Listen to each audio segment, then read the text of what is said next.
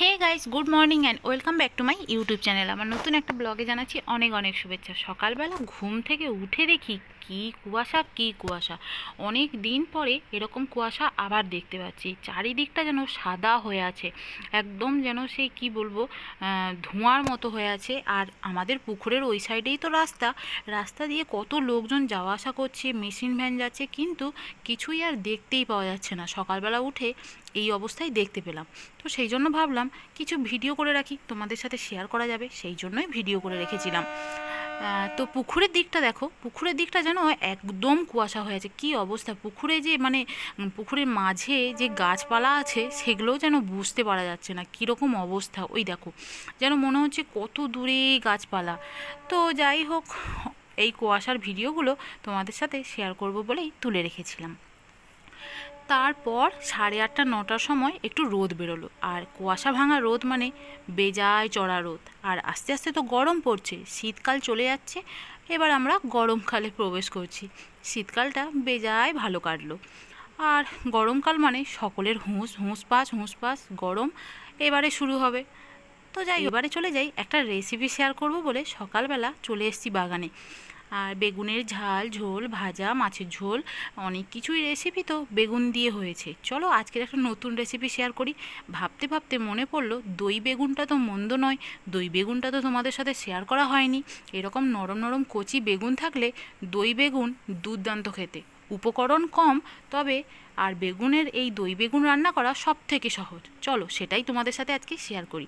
আর বাগানে আমার কচি বেগুন আছে, তো সেই জন্য আমি বাগানে বেগুন তুলতে চলে গেলাম। আর বাবা না এবছর সাদা বেগুনটা বেশি লাগিয়েছে, আর কালো বেগুনটা খুবই অল্প, ওই 2-1টা গাছ মনে হয় হবে।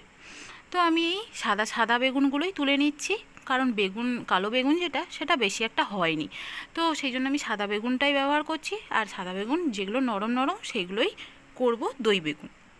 তো চলো একেবারে বাড়ি ফিরে বেগুনের রেসিপিটা তোমাদের সাথে শেয়ার করি।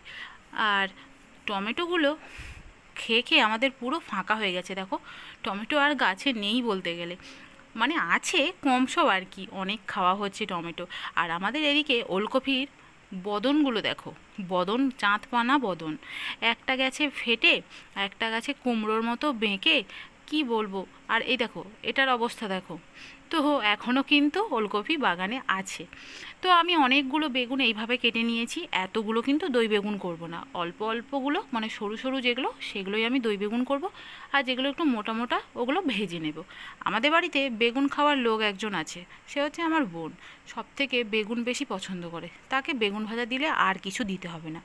তো আমি বেগুনে একটু নুন হলুদ মাখিয়ে নিলাম, আর একদিকে নিয়ে নিলাম টক দই। টক দইটা আমি ফেটিয়ে নিচ্ছি, টক দই ছাড়া তো দই বেগুন হবেই না। তো টক দই ফাটিয়ে নিলাম। এবারে সর্ষের তেল দিয়ে আমি বেগুনগুলো ভেজে নেব। হ্যাঁ, যেটা বলছিলাম, আমরা বেগুন খেতে ভালোবাসি, তবে আমার বোন একটু বেশি বেগুন খেতে ভালোবাসে, আর আমার বাবা বেগুন তেমন একটা পছন্দ করে না। তো যাই হোক, এই দই বেগুনের রেসিপিটা আমি একবার করেছিলাম, বাবা বলেছিল বেশ খেতে। তো বলতে বলতে দেখো আমার কিন্তু বেগুনগুলো ভাজা হয়ে গেল, আর অর্ধেক বেগুন আমি ভাজার জন্য ভেজে নিয়েছি। আর এই রকম সরু সরু বেগুনগুলো যেগুলো কচি, সেগুলো কিন্তু আমি দই বেগুন করব। তো বেগুন আমার ভাজা কমপ্লিট, আর কিছুগুলো আছে সেগুলো ভেজে নিচ্ছি। আর তোমাদের সাথে বেগুন ভাজা দেখাচ্ছি না, অনেকগুলোই বেগুন আছে তো তাই। আলাদা একটা কড়া নিয়েছি, তার মধ্যে দিয়ে দিচ্ছি সর্ষের তেল। একদম সহজ রেসিপি, যে কেউ করতে পারবে। 3টে এলাচ দিলাম, একটা তেজপাতা, কালো জিরে দিলাম, অল্প একটু জিরে দেব, গোটা জিরে। তারপর এর মধ্যে অল্প নুন দেব, হলুদ গুঁড়ো দেব, আর ধনে আর জিরে গুঁড়ো করে রেখেছি সেই গুঁড়ো দিয়ে দেবো। সব থেকে সহজ রেসিপি যদি থাকে এই রেসিপিটা। তো সবগুলো দেওয়া কমপ্লিট। এবার এটা আমি ভালোভাবে একটু কষিয়ে নেব, একটুখানি জল দিয়েই কষিয়ে নেব। এতে কিছু আদা পেঁয়াজ কিছুই দিতে হবে না। ব্যাস, এইবার কষানো হয়ে গেছে। এর মধ্যে যে টক দইটা আমি ফেটিয়ে রেখেছি সেই টক দইটা এর মধ্যে দিয়ে দেব। টক দইটা দিয়ে আবারও ভালোভাবে কষাবো, ভালোভাবে কষিয়ে একেবারে জল দেব। তো এই যে আমি টক দই এখন কষিয়ে নিচ্ছি। আর এর মধ্যে আলু টালু দিলে কিন্তু ভালো লাগবে না খেতে, তাই আর আলু দিলাম না। তো এবারে টক দই ধুয়ে আমি 1 বাটি জল মতো দিয়ে দিলাম। ফুটে এলে কটা কাঁচা লঙ্কা দিলাম, আর ভেজে রাখা যে বেগুনগুলো সেগুলো একেবারে দিয়ে দিলাম। ব্যাস, এইবারে ফুটতে ফুটতে এর মধ্যে দিয়ে দিতে হবে একটু চিনি, কারণ যেহেতু টক দই আছে চিনিটা মাস্ট দিতেই হবে। তো দিয়ে দিলাম। কিছুক্ষণ পরে আমার দই বেগুন কিন্তু একেবারেই রেডি।